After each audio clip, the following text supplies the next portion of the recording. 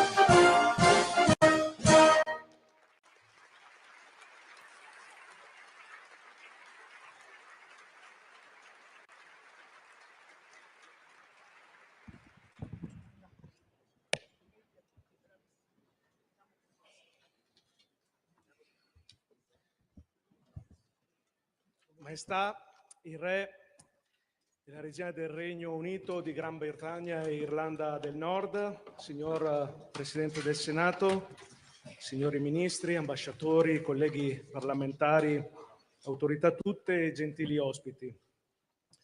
Il Regno Unito e l'Italia sono legati da una storia di amicizia e di mutua ammirazione che affonda le proprie radici nei secoli. Il rapporto tra i nostri paesi è contraddistinto da una profonda fiducia nei valori della libertà e della democrazia, che trova nelle istituzioni parlamentari il suo più saldo presidio. È ancora vivo nella memoria degli italiani il viaggio che la regina Elisabetta II, alla quale va il nostro più affettuoso ricordo, compì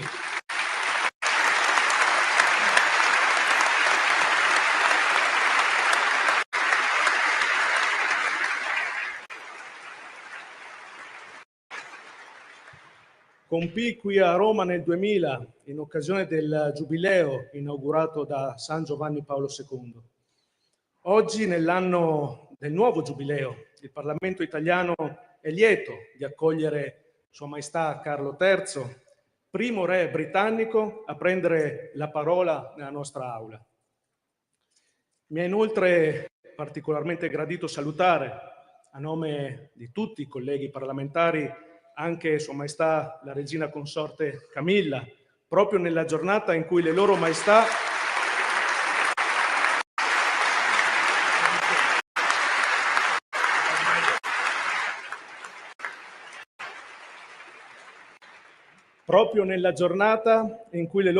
festeggiano il 20° anniversario di matrimonio.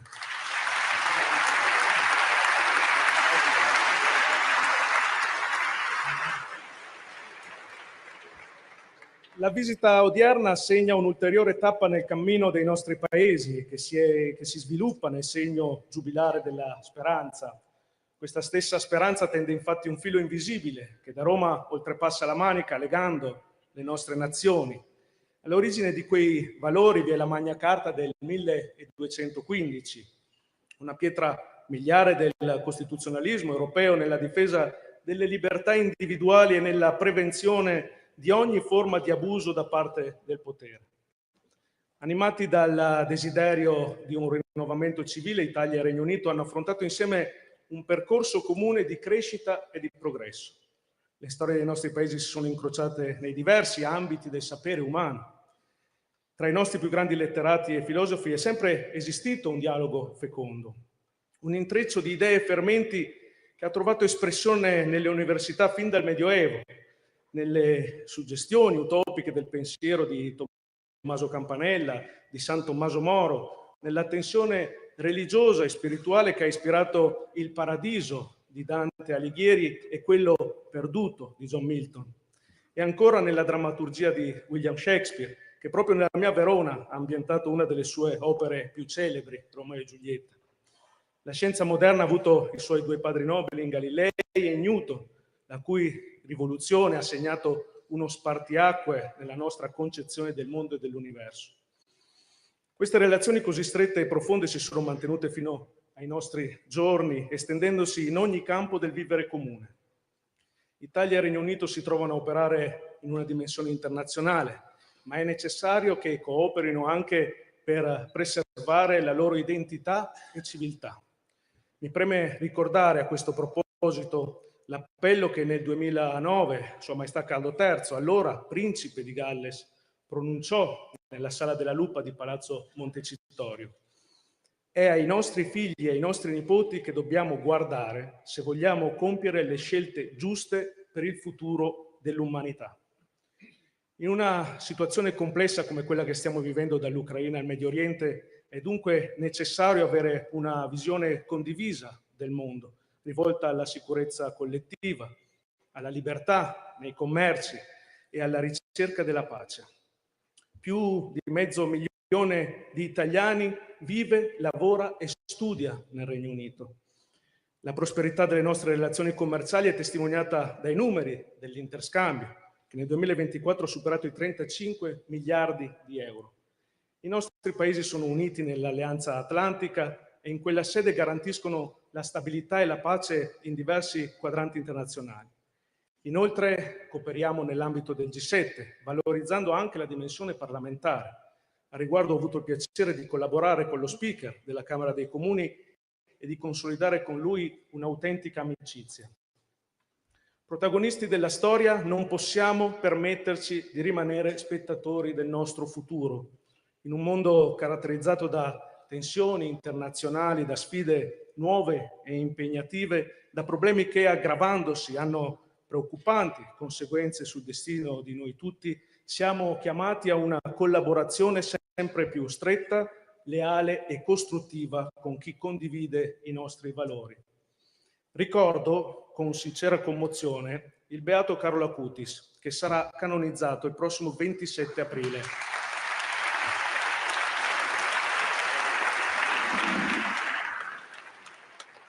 Un giovane testimone del nostro tempo che unisce ancora una volta l'Italia e il Regno Unito, essendo nato e avendo ricevuto il battesimo a Londra. Nella sua breve vita, Carlo Acutis ci ha saputo indicare la via da seguire, affermando che la nostra meta deve essere l'infinito, non il finito. Sono parole autentiche e cariche di speranza che ci infondono coraggio mentre guardiamo al futuro. Rinnovo il mio saluto alle loro maestà e ora prego il Presidente del Senato della Repubblica di prendere la parola. Grazie.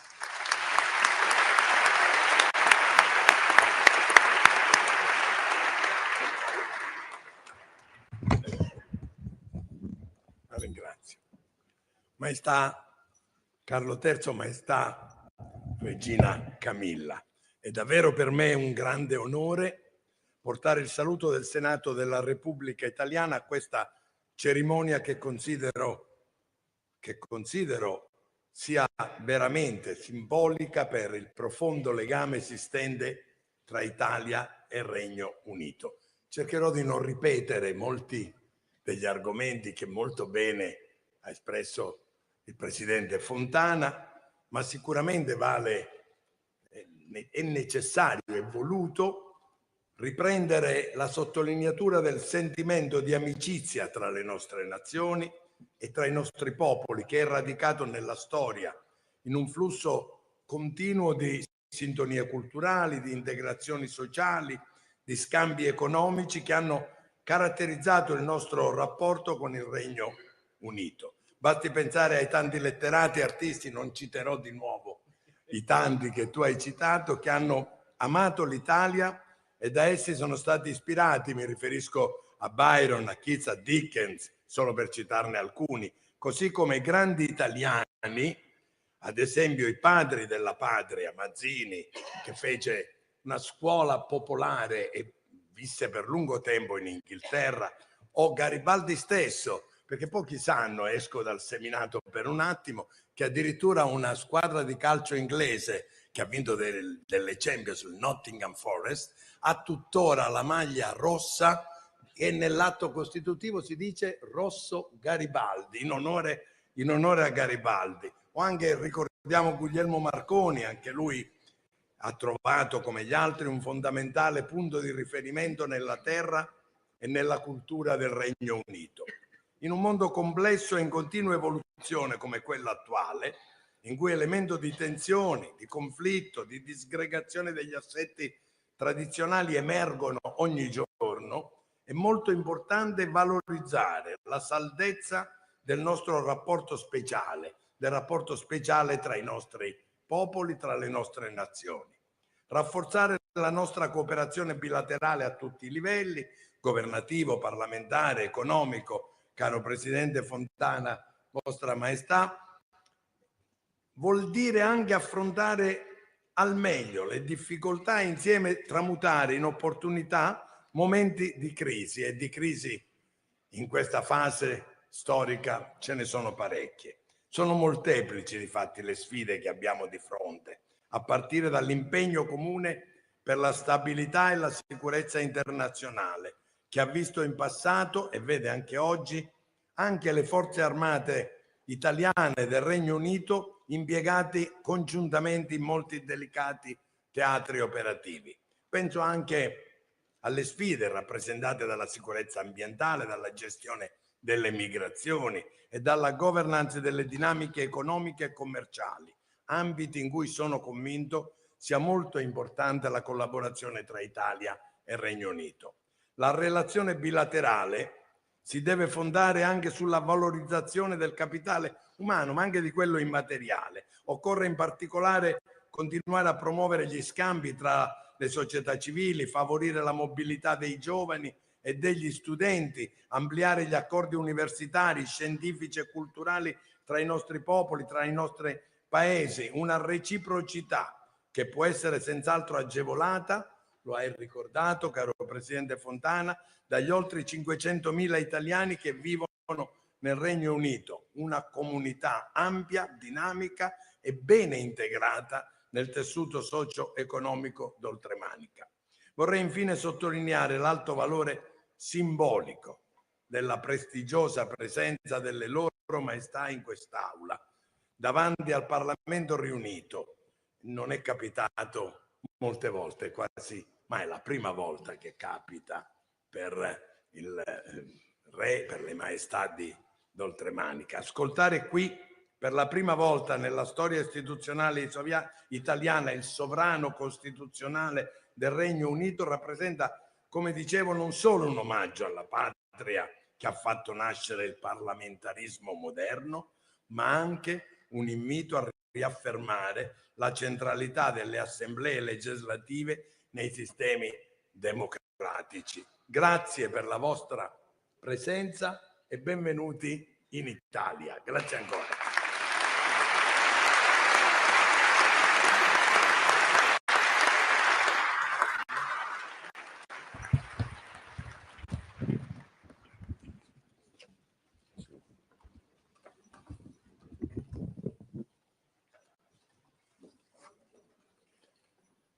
Presidenti del Senato e della Camera dei Deputati, membri del Governo, senatori, deputati, autorità, signore e signori. Sono enormemente onorato di essere stato invitato qui oggi e molto grato al Presidente Mattarella per il suo gentile invito a compiere una visita di Stato in Italia. È molto importante per la regina e per me tornare in Italia per la nostra prima visita dopo l'incoronazione. Il momento è ancora più speciale per entrambe, dato che oggi ricorre anche il nostro 20° anniversario di matrimonio.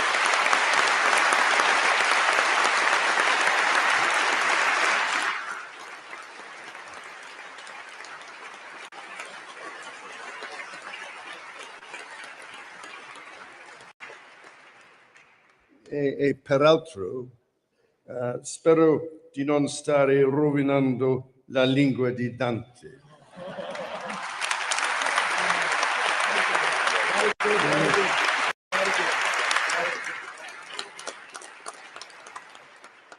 Così tanto da non essere più invitato in Italia.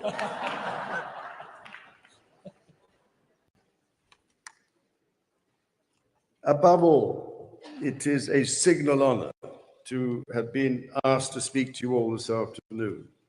The first time that a British sovereign has addressed the entire Italian Parliament, this fundamental democratic institution. Italy is, as I hope you know, a country very dear to my heart and that of the Queen, as it is to so many of our countrymen and women. I have made 18 official visits over the past 40 years to the Bel Paese. It has been one of the pleasures of my life to come to know this irresistible country. And from Turin to Palermo, Verona to Naples, Florence to Trieste, I have learned a little more about this nation and have come to admire it even more. Like any old friend, I have been with you at happier moments and sadder moments in your national life. For instance, I will never forget my visit to Venice with the Queen in 2009, where we saw the magnificently restored La Fenice Opera House, or to Amatrice in 2017 in the aftermath of that tragic earthquake. So I am here today, ladies and gentlemen, with one purpose, to reaffirm the deep friendship between the United Kingdom and Italy, and to pledge to do all in my power to strengthen that friendship even further in the time that is granted to me as king. Our ties go back over 2 millennia to those ancient Roman visitors who arrived on our windswept shores. It was the Romans who gave Britons the idea of putting a king's head on coins. So I'm especially grateful to them.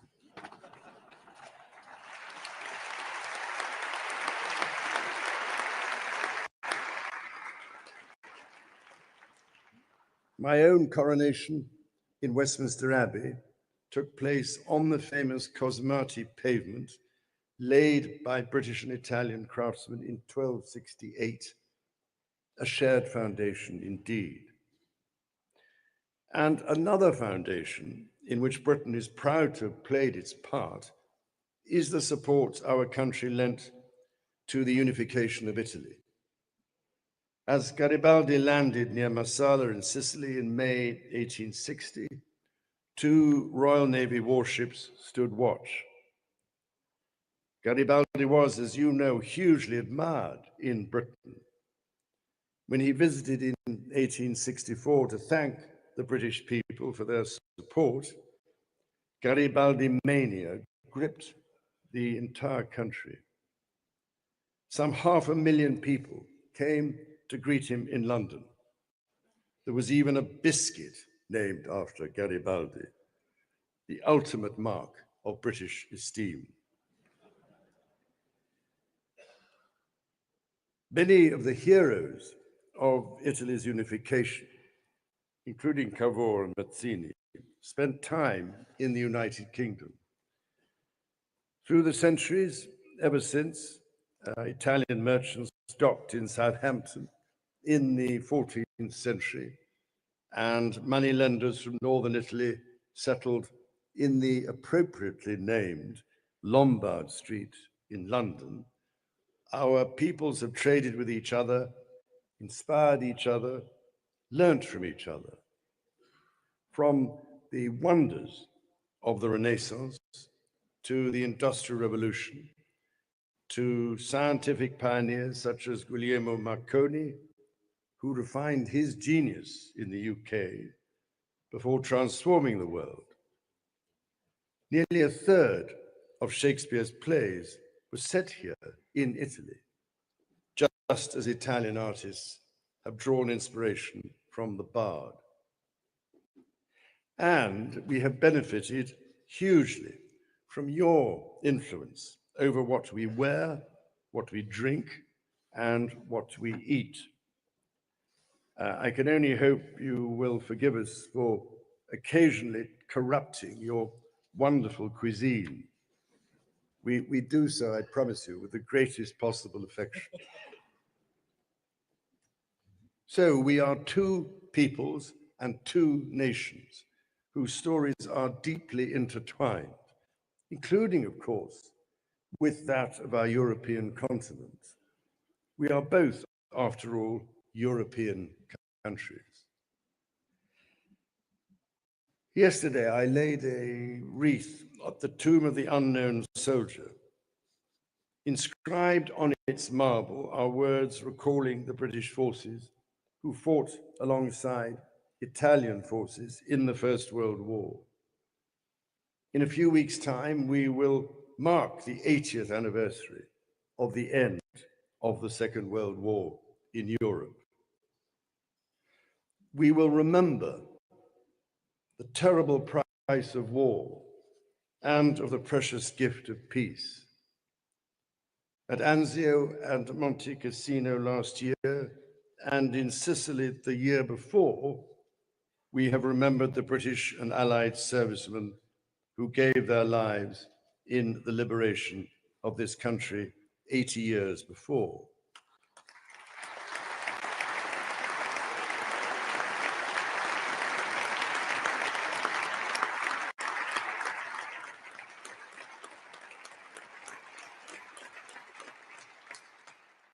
including more than 45,000 from Commonwealth nations and almost 30,000 from the United Kingdom.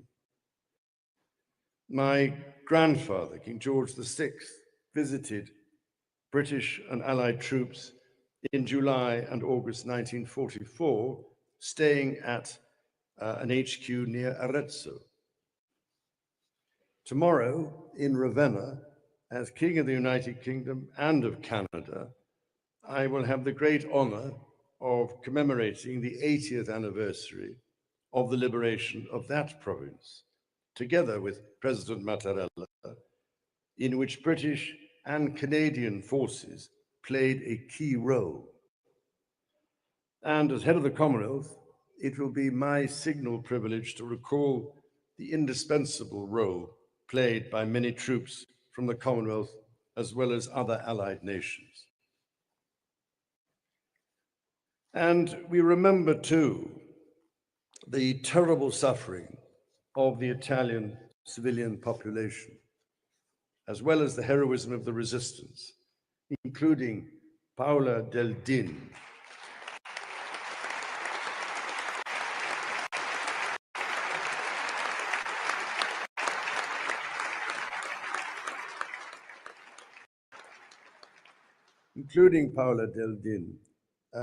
trained by the Special Operations Executive and dropped by parachute to carry out her mission in support of the Allies 80 years ago today. I know that we are all thinking of Paola, now 101, on this day, and salute her courage.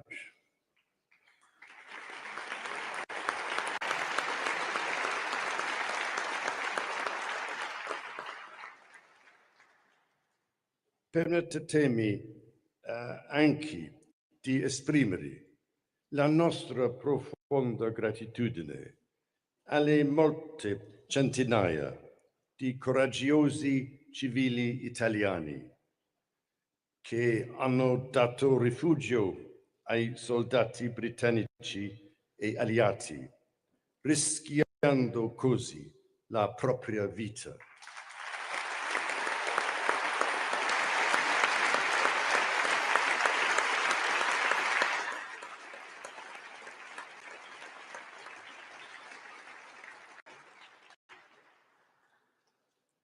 Today, sadly, the echoes of those times, which we fervently hoped had been consigned to history, reverberate across our continent.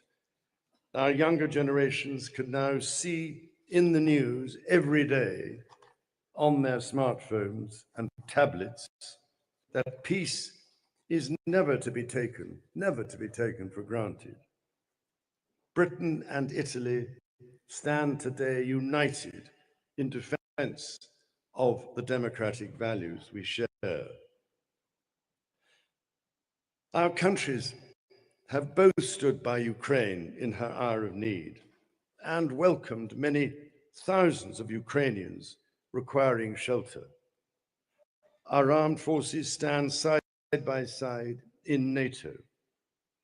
We are grateful beyond measure for the role Italy plays in hosting key NATO bases and taking a leading role in so many overseas operations. In just a few weeks' time, the Royal Navy's Carrier Strike Group, led by the aircraft carrier HMS Prince of Wales, will exercise alongside Italian forces in the Mediterranean, a powerful symbol of our cooperation.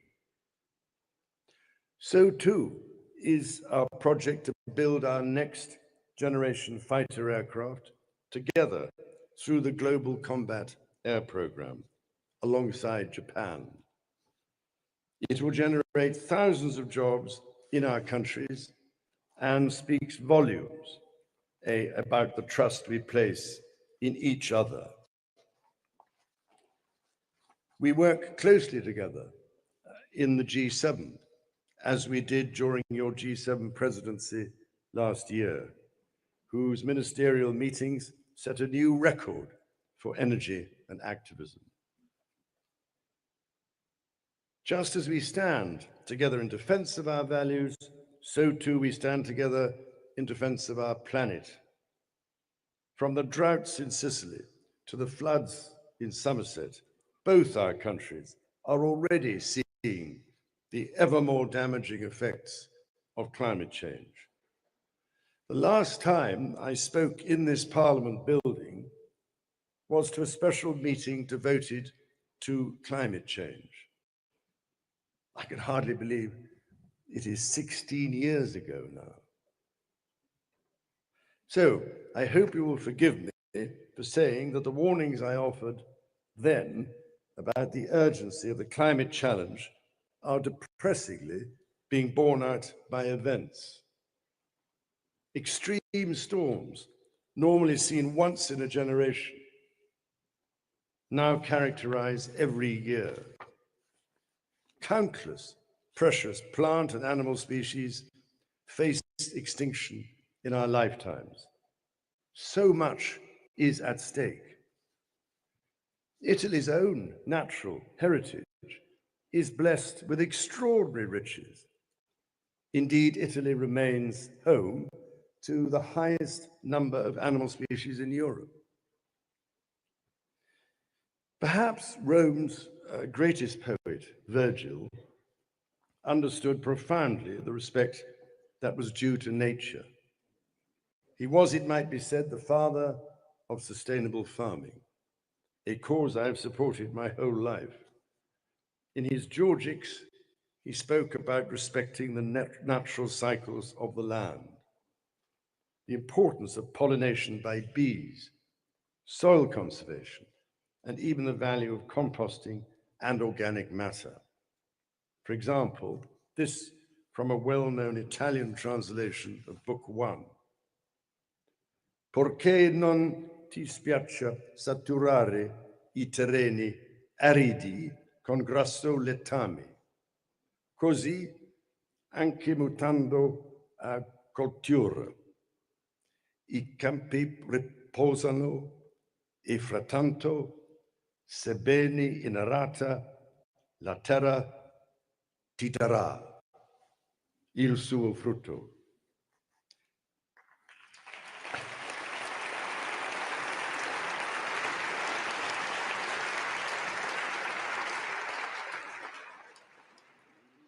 So it is deeply encouraging to see both our countries working together to tackle biodiversity loss and to cut emissions. I can only applaud Italian entrepreneurs for their pioneering achievements, from the world's first geothermal power plant to the first nationwide rollout of smart meters. Earlier today, I was delighted to meet with Italian and British business leaders whose collaboration, innovation, and investment in clean growth are so vital to our energy transition. Upon their success, all our futures depend.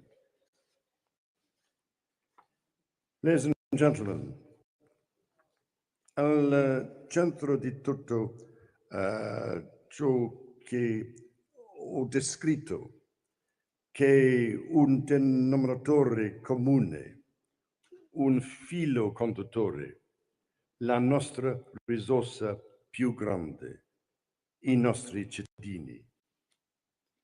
It is our citizens, and especially our young people, who are adding piece by piece to the intricate mosaic that makes up the relationship between our countries. Much of that is thanks to over 450,000 Italians who make their home in the United Kingdom, across Scotland, Wales, Northern Ireland, and England, as well as to the tens of thousands of British citizens who live across Italy and the millions who visit in each direction. We are inordinately proud of the fact that London is the city with the highest number of Italians living overseas. Our business ties are flourishing, from green power to life sciences, from aerospace to services. The UK is the 5th largest investor in Italy, and last year Italy was the UK's 6th largest source of foreign direct investment projects, figures which speak for themselves. Our cultures continue to have a huge impact on each other. Tomorrow, I look forward to seeing this in Ravenna, where Byron is remembered fondly alongside Dante, and to seeing the wonderful Byzantine mosaics of that beautiful city. Where 200 years ago we sent poets, today we delight in each other's music, whether it is the wonder of Italian opera at Covent Garden or Ed Sheeran at the Stadio Olimpico. Ladies and gentlemen, Italy will always be at my heart, just as my beloved mother never forgot her wonderful 25th birthday at Tivoli in 1951, or her stop in Capaci many years later in 1992, where she paid tribute just days after his murder to your legendary anti-mafia prosecutor, Giovanni Falcone.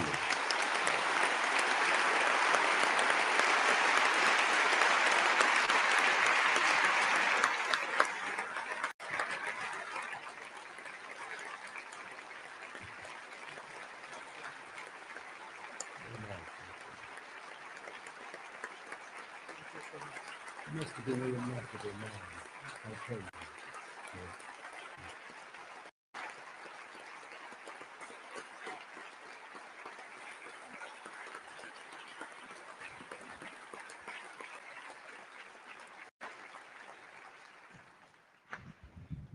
La cerimonia è terminata. I gentili ospiti I've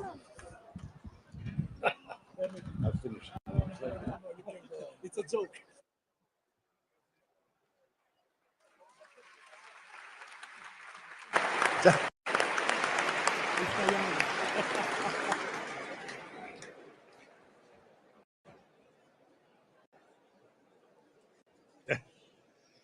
Signore e signori, i nostri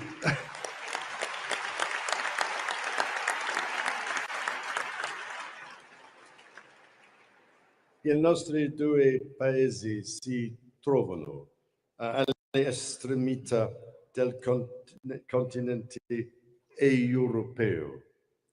Il nostro è un insieme di isole spazzate dal vento. Il vostro una penisola baciata dal sole. Different in so many ways. And I'm nearly finished. But we have found, I believe, over the years, that those differences complement each other rather well. That has been true in centuries past, and it is emphatically true today. Let that be the spirit in which our two nations come together to approach the future. Fiduciosi che qualunque siano le sfide e le incertezze che inevitabilmente affrontiamo come nazioni, nel nostro continente e oltre, ora e in futuro, possiamo superarle insieme e lo faremo insieme. E quando lo avremo fatto, potremo dire con Dante, e quindi uscimo a rivedere le stelle.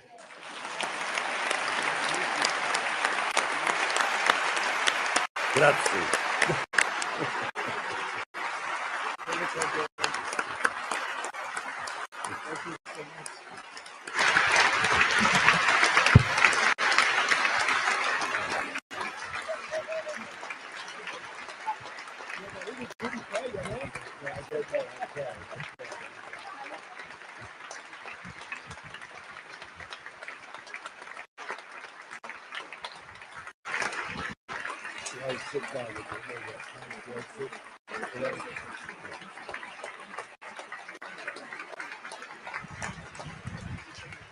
La cerimonia è terminata. I gentili ospiti sono pregati di rimanere seduti per consentire l'uscita delle loro maestà, del Presidente della Camera dei Deputati e del Presidente del Senato della Repubblica.